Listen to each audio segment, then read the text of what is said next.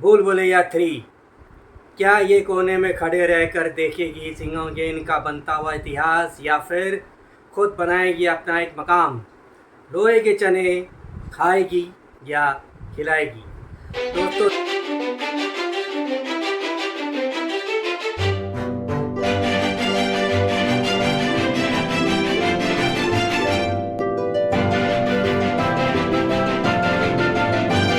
खिलाएगी। दोस्तों, सिंघम अगेन के event full trailer के बाद आ गया है भूल भुलैया 3 का ट्रेलर। और चलिए देखते हैं कि ये क्या कमाल करने वाली है दिवाली के दिन नवंबर 1 को, और कैसा है ये ट्रेलर। भूल भुलैया के पार्ट 1 पार्ट 2 के ज़बरदस्त सफलता के बाद भूल भुलैया 3 का ट्रेलर आ गया है, और इसने भी काफ़ी इंतज़ार कराया। और ये ट्रेलर देखने के बाद काफ़ी कुछ सवाल उठ रहे हैं, और इसमें से जो पहला सवाल ये है कि एक हॉरर कॉमेडी होने के नाते, और जिस तरह से स्त्री 2 ने एक हॉरर कॉमेडी के जॉनर में जो कमाल किया है, तो क्या उसका फ़ायदा भूल भुलैया 3 को हो सकता है?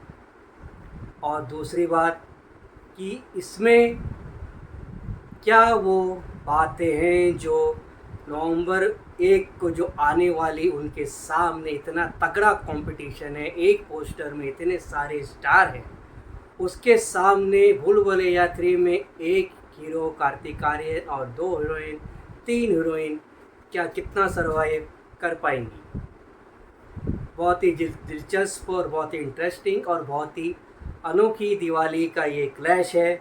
और सिंघम अगेन का हमने ट्रेलर देख लिया है, और अब भूल भुलैया 3 की जो ट्रेलर की जो सबसे ख़ास बात है वो ये है कि इसमें अनीस बज़मी ने जिस तरह से ट्रेलर काटा है, उसमें उसने ज़्यादा कुछ उस ट्रेलर में रिवील नहीं किया है।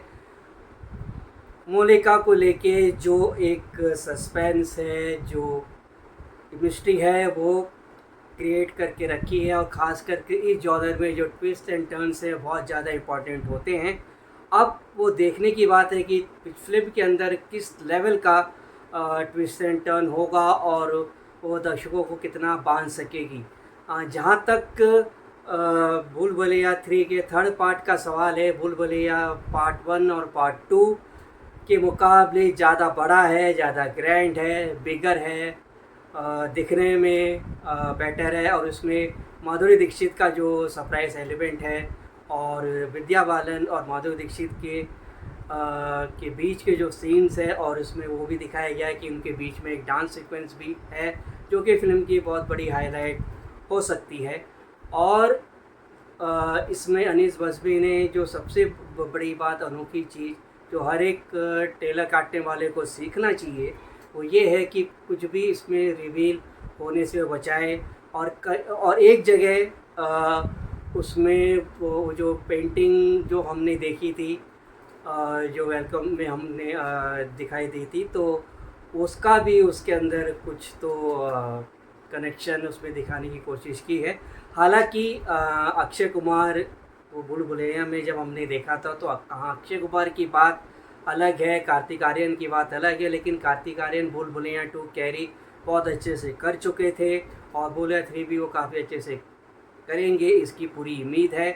तृप्ति डिमरी का जो इसमें रोल है, और एक आध जगह जो वो लाइटर वाला सीन है, तब वो जो दिखता है, तो बहुत ही एक इंटरेस्टिंग सा पहलू सामने आता है। और हो सकता है कि वो एंड में तृप्ति डिमरी का एक अलग से बहुत ही मेजर कुछ पार्ट हमें दिखाई दे।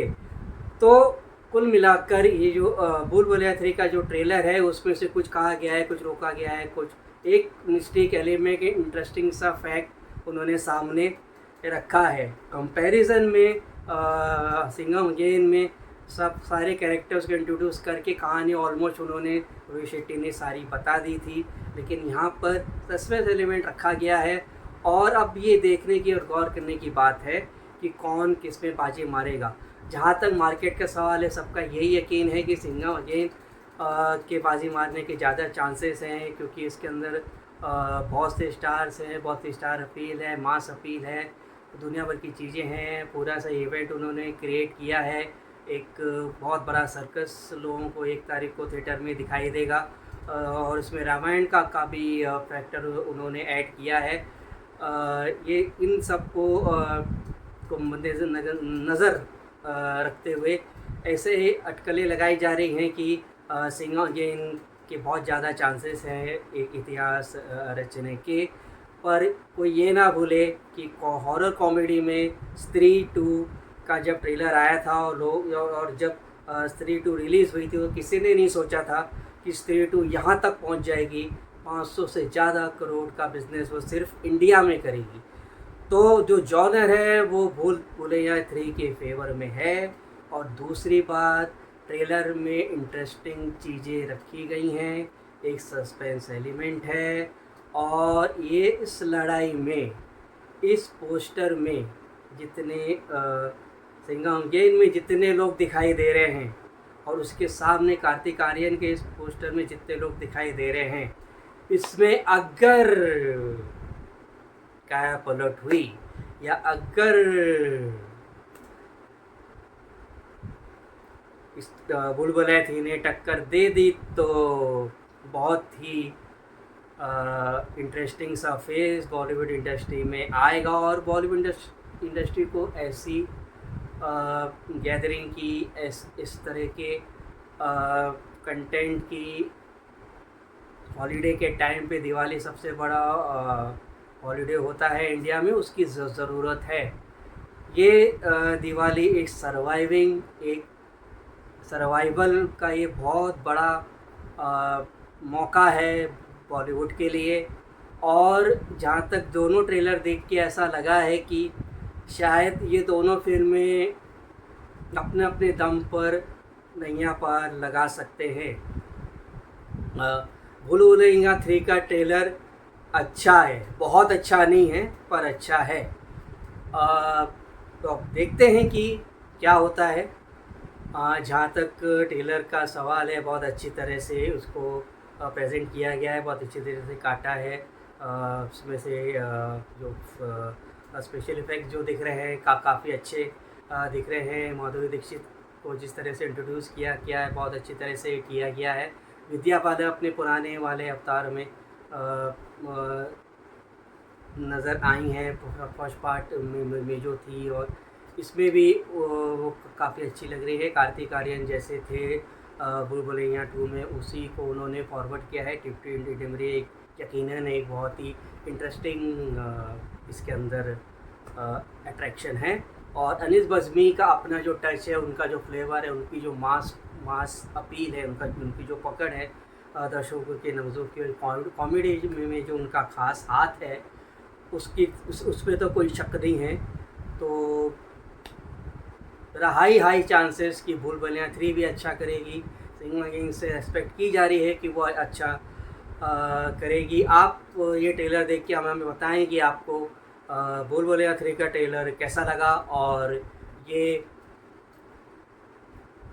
आगे कितना बिजनेस कर सकती है। तब तक के लिए मैं आपका विशाल वर्मा आपसे आज्ञा चाहूँगा। फिर मिलेंगे सिने ब्लूज़ में फिल्मों की बातें लेके और फिल्मों के लोगों की बातें लेके। तब तक के लिए खुश रहे, आबाद रहे, और हमारे चैनल भी तक फॉलो नहीं किया है तो फॉलो करें, फिल्में देखते रहें और खुश रहें।